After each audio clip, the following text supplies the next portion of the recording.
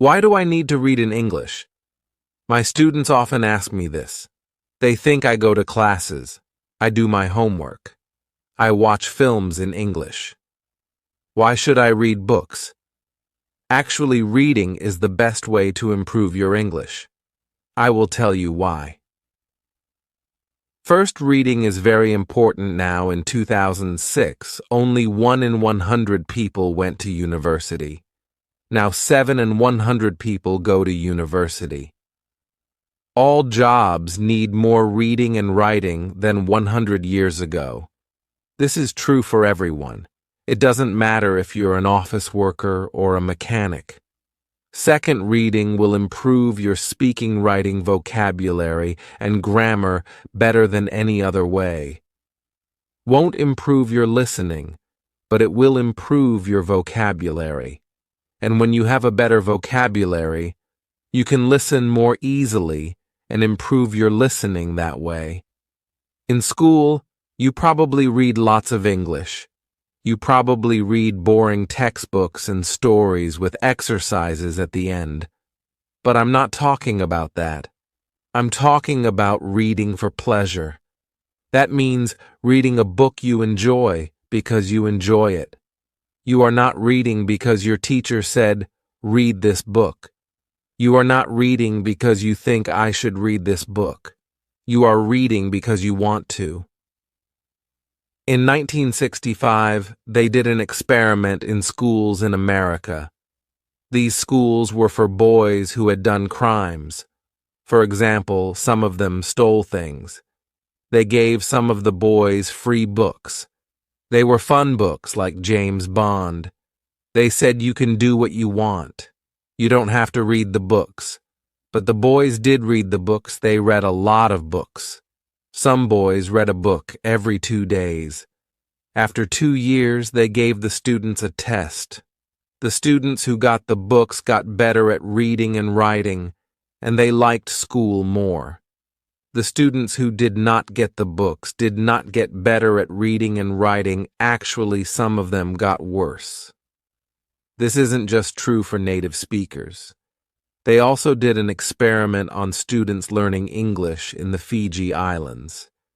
They used 3 ways to teach. First way was normal English teaching.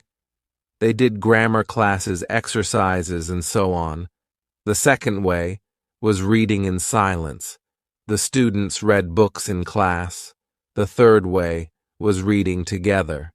The teacher read books to the students. After 1 year, the 2 ways with reading were the best. They were much better than the students who did normal English classes. They did the experiment again in Singapore. There, the students who read in silence did very well. They did the best in grammar tests. Other students did grammar classes, but they did worse in grammar tests. In normal classes, we try to remember grammar and vocabulary. When we read, we learn them naturally. Maybe you're thinking when I read in English, it's too hard. I have to use the dictionary all the time. It's boring. I can't do it. I understand. So I wrote this book. Think this book will make you like reading, because the stories are easy and fun. The early stories are short and easy, and the later stories are longer and harder. When you finish the book, you will think, wow, I did it. I make a podcast called Best English Stories.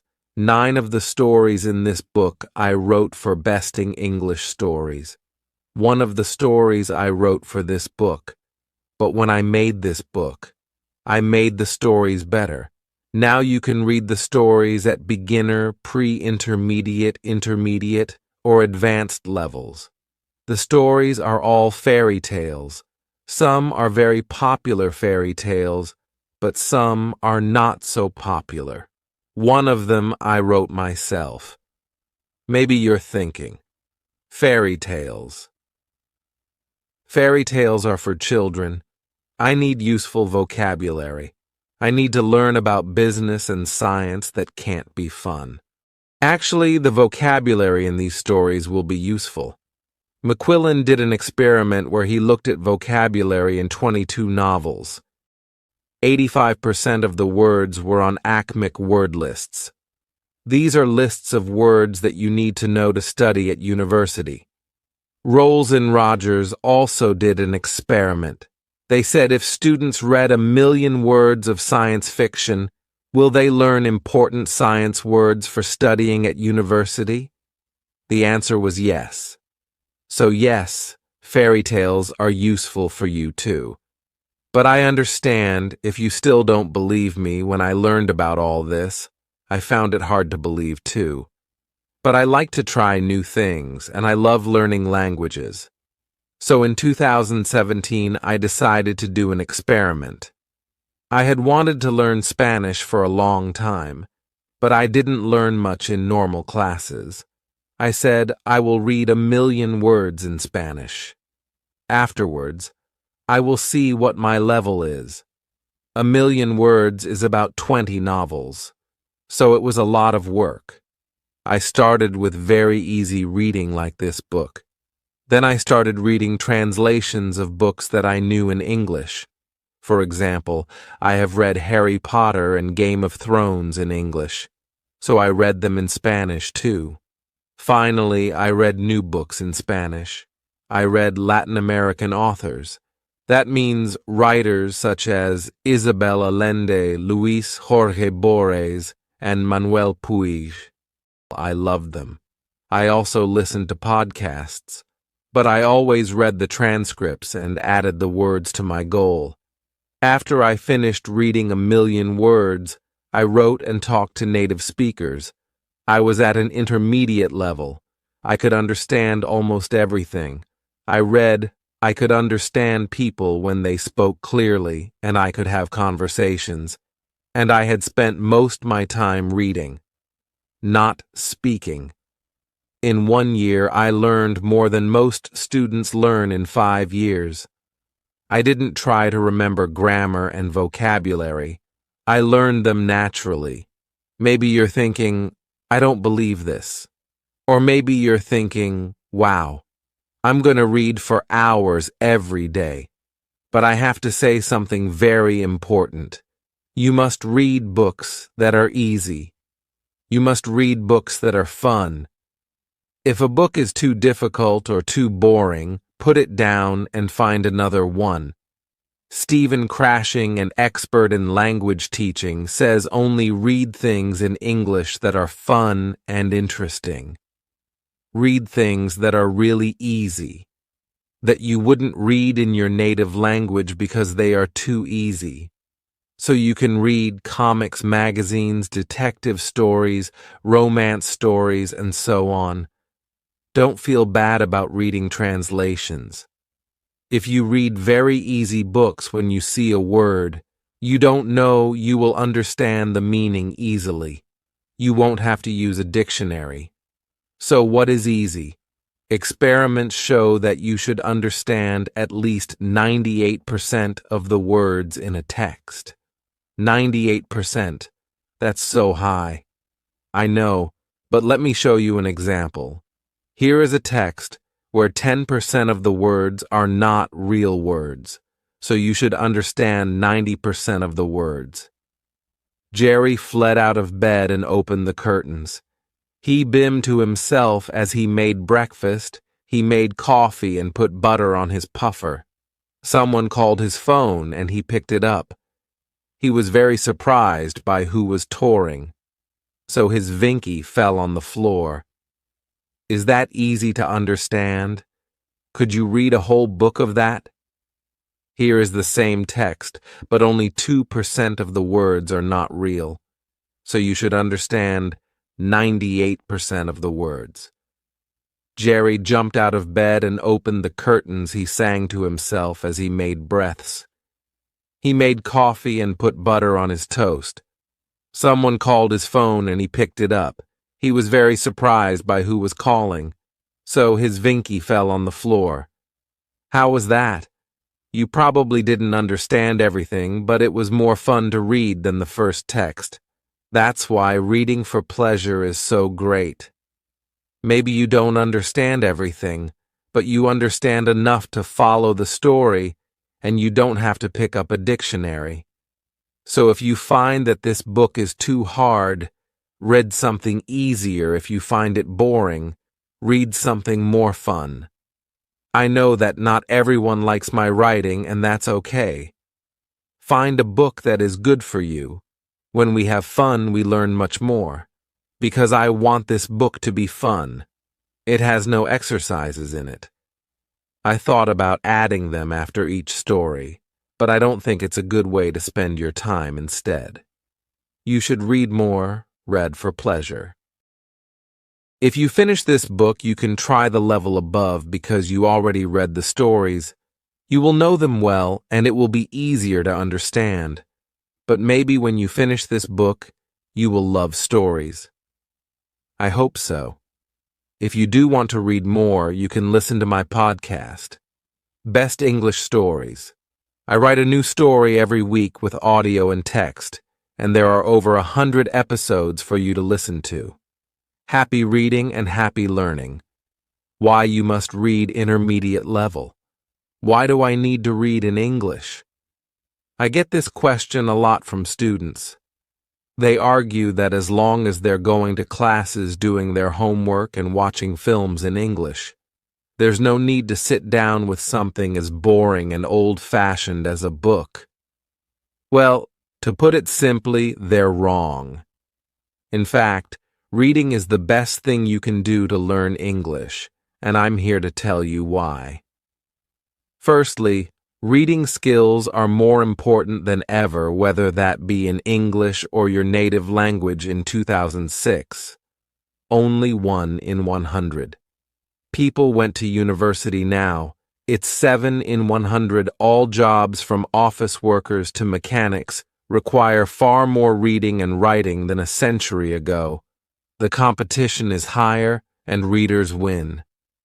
Secondly, reading is the best way to improve proficiency in English overall. Yes, you heard me right.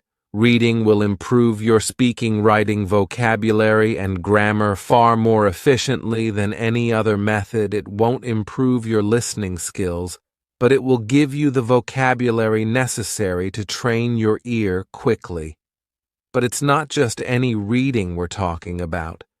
In school, you probably read lots in English. Boring textbooks and stories with exercises at the end. No. We're not talking about that. We're talking about reading for pleasure. That means reading a book because you enjoy it. Not because your teacher told you to. Not because it's what you're supposed to read to improve your English. No questions. No book reports. Just pure pleasure. Yeah, right. You're probably thinking that's too good to be true. Let me show you. In 1965, an experiment was carried out in juvenile delinquent reform centers in America. One group of the students were given free books. They made sure they were exciting books that would appeal to young boys such as James Bond. But unlike most reading programs, they were not required to read the books. They were simply given them. They could throw the books away, give them back, or draw on the pages, and nobody would punish them for it. But the boys did read them. They read a lot of them. Some of them read a book every 2 days. At the end of 2 years, they tested the students. Not only did their reading and writing greatly improve, so did their attitude toward school. But the students who were not on this program stayed the same. In fact, some of them got worse over the 2 years. This isn't just for native speakers either. Study of English as a second language, ESL students in the Fiji Islands looked at 3 methods. Traditional English teaching sustained silent reading, which means reading in silence for a long time, and a more conventional reading program, where the teachers read aloud to the students. By the end of the first year, students taught with the 2 reading methods had a 15-month advantage in English ability compared to the 6.5 months of the traditional method. When the study was replicated in Singapore, the students who did only sustained silent reading did better on grammar tests than the students who had taken only grammar classes.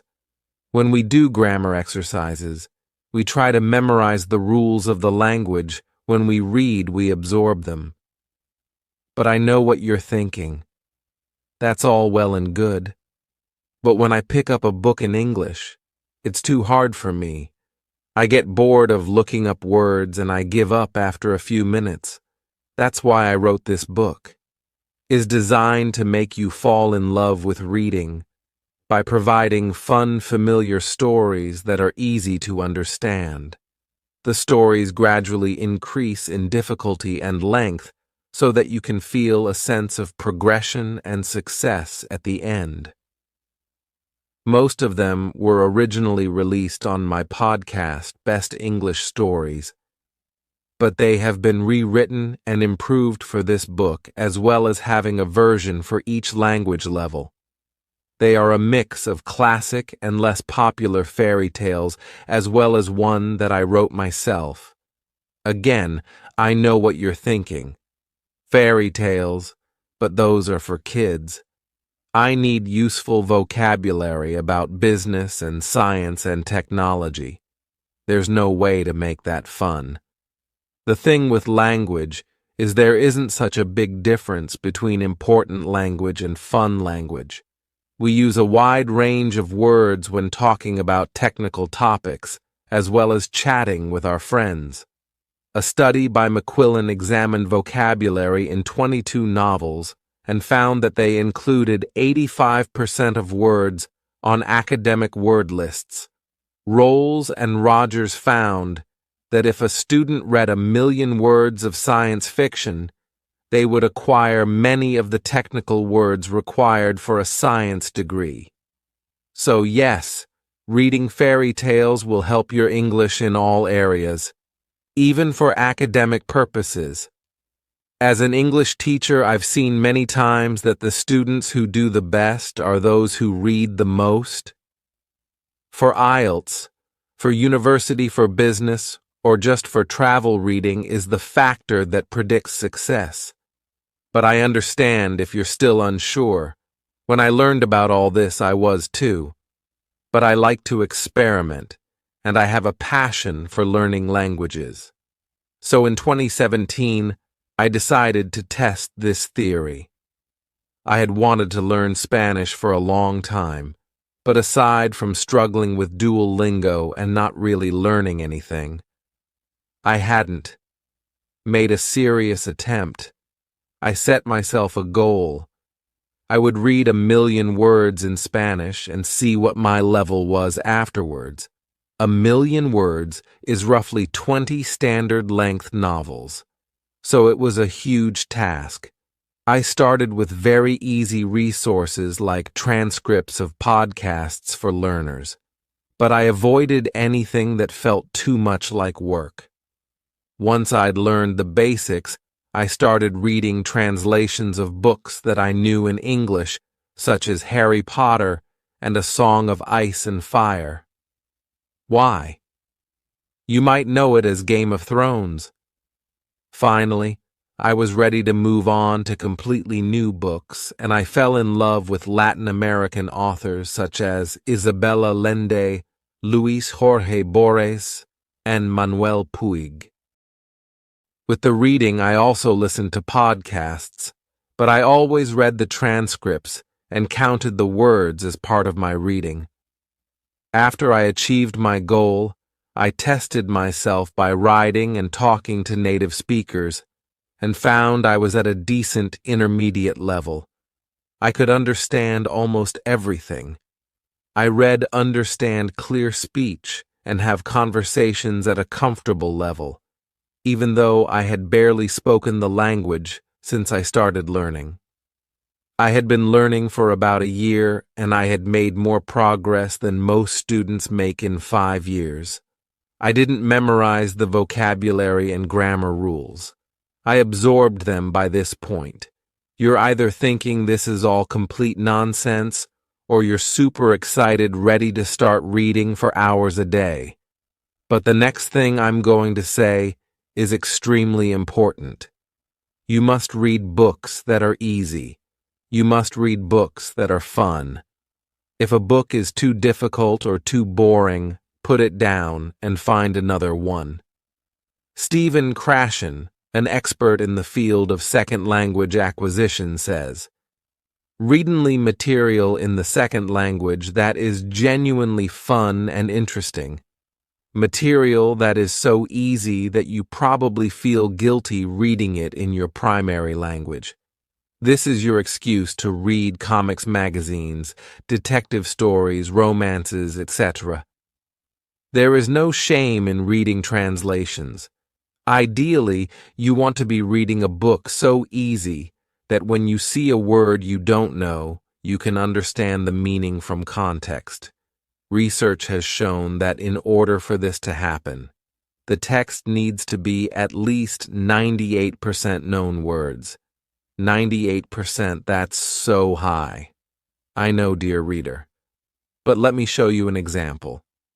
Here's a text where I've replaced 10% of the words with nonsense words. That is, it's 90% comprehensible. Jerry flirted out of bed and threw open the curtains. It was a beautiful day. He bimped to himself as he did his daily routine, pouring coffee and buttering Puffer. But then his phone rang, and the person touring was so unexpected that he dropped his Vinky on the floor. Is that easy to understand? Could you read a whole book of that? Here's the same text, but 98% comprehensible. Jerry jumped out of bed and threw open the curtains. It was a beautiful day. He sang to himself as he did his daily routine, pouring coffee and buttering toast.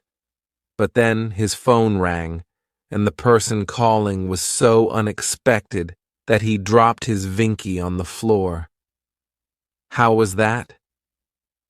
Even if you couldn't understand everything, I bet it was far more enjoyable to read than the first text. And that's the magic of reading for pleasure. Even if you didn't understand everything, you got enough to follow the story and keep going without having to pick up a dictionary. So if you find that this book is too hard, put it down and read the level below. If you find it boring, go read something else. Yes, I'm giving you permission to stop reading my book. I know not. Everyone likes my writing style, and that's okay. Find what works for you. As you read, focus on the meaning of the stories and don't sweat it if you don't understand every single word. Just relax and try to get lost in the pages. Believe it or not, when we have fun, we learn far better. The levels of these volumes are based on the common European framework of reference, a system for defining language levels. You'll know them as A1, A2, B1, B2, C1, and C2, although these books only cover A2, C1. If you're A1 level, you probably need more guided teaching before you start reading, and if you're C2 level, then you can start reading books for native speakers. A great strategy if you don't feel so confident about your reading ability is to start with the beginner level of the book and reread it level by level, going all the way up to advanced.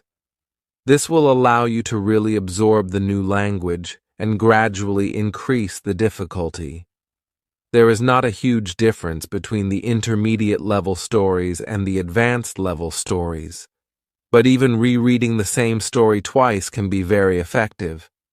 We need to repeatedly encounter new words and phrases before our brain can really understand them. Finally, this book has no exercises in it. I considered adding them after each story, but it would contradict everything.